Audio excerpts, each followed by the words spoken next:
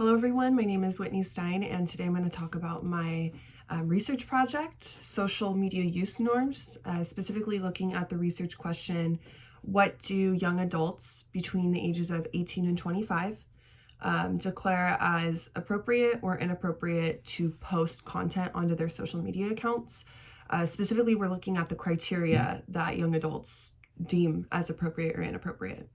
My hypothesis is basically that young adults use a criteria that speaks to their personal identity, commitment to share in exchange for audience viewership. I also I define this as like loyalty and validation with one interpretations of the world, such as political views. And I specifically call out political views because this was a hot topic of debate in my focus group specifically.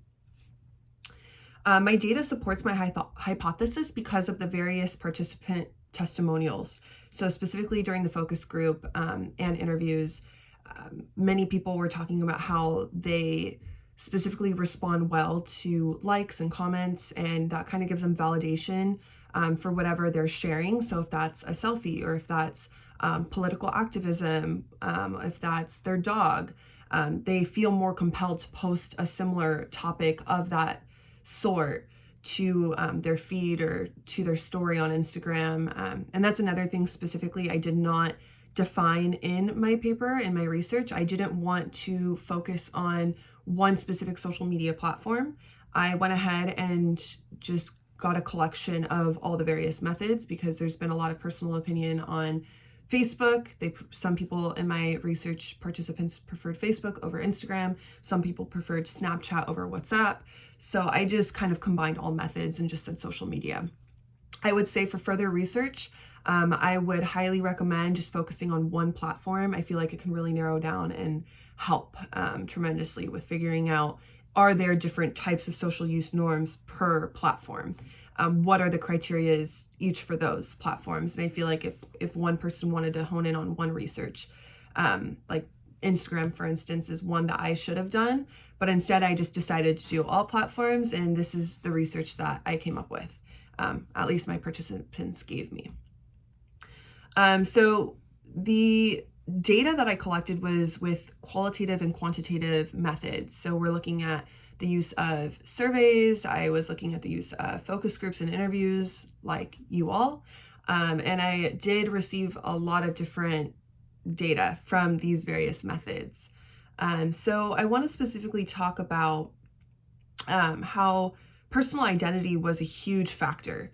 So there was a person named Brandon in the focus group who shared that he did not feel comfortable posting selfies or even images of himself traveling because he felt like it was basically vain. He felt that it was not something that he felt comfortable with sharing with his followers, and that he wanted to just post more about his dog or more about the people he loves. So friends, family gatherings, his dog. He didn't want to have all the attention or focus on him. And he felt that that was salient when it came to posting on his social media. That became a very important criteria for him because he didn't want to be viewed as someone who was vain or selfish. He wanted to be viewed as someone who was a family guy, a dog lover, for a person who was a good friend.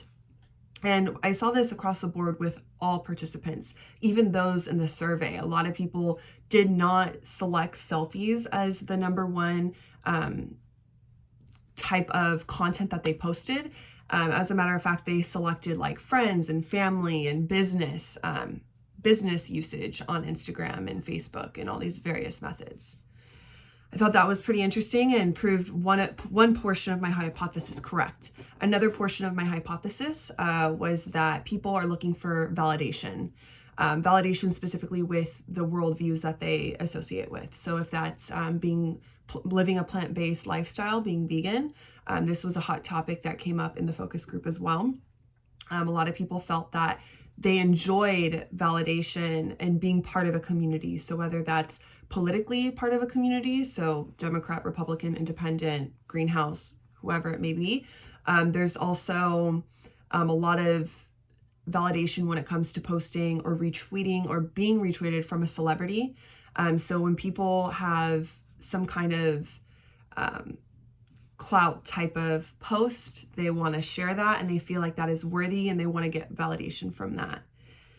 Additionally, the last portion of my hypothesis that became true was the commitment to share in exchange for audience viewership. This is a loyalty piece. Interestingly enough, across the board and all different platforms of methodologies, there was multiple people in surveys, focus group, and interviews who said that they prefer sharing content that they've already shared before. So if I'm posting about veganism, and that's something that my followers or my friends are interested in, people felt more comfortable reposting or sharing things about that type of content.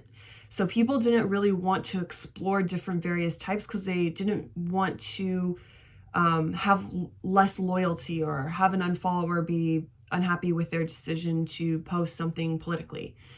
So I thought that this was very interesting because a lot of people felt the commitment to share in exchange for that loyalty through social media and their followers and friends.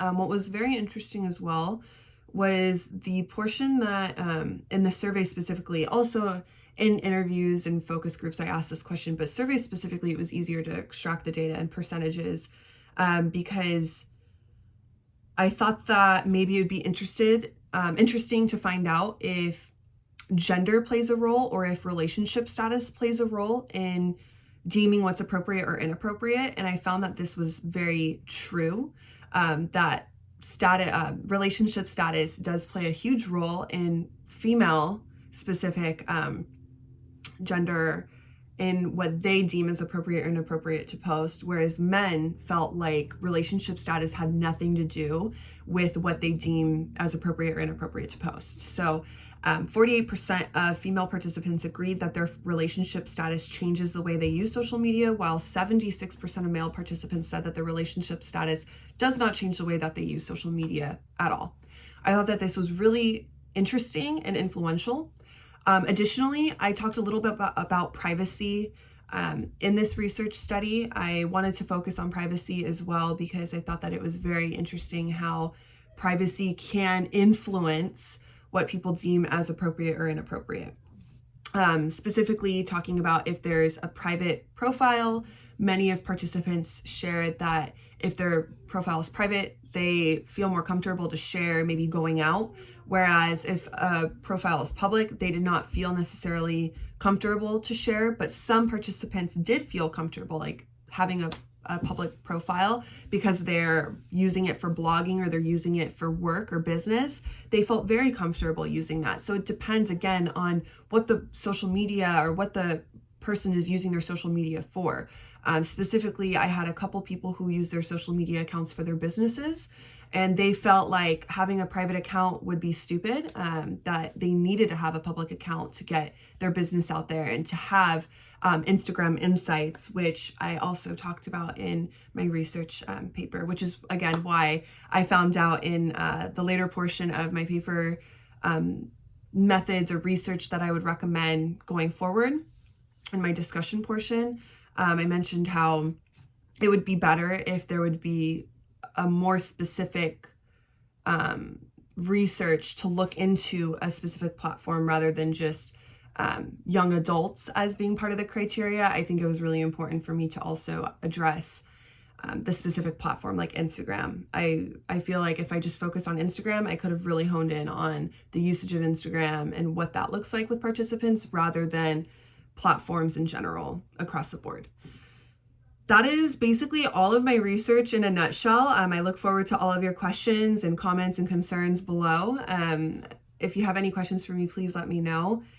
And then I'm going to go ahead and, of course, list my summary, and there's a lot more intricate detail in the summary below. Wish you all the best. Bye-bye.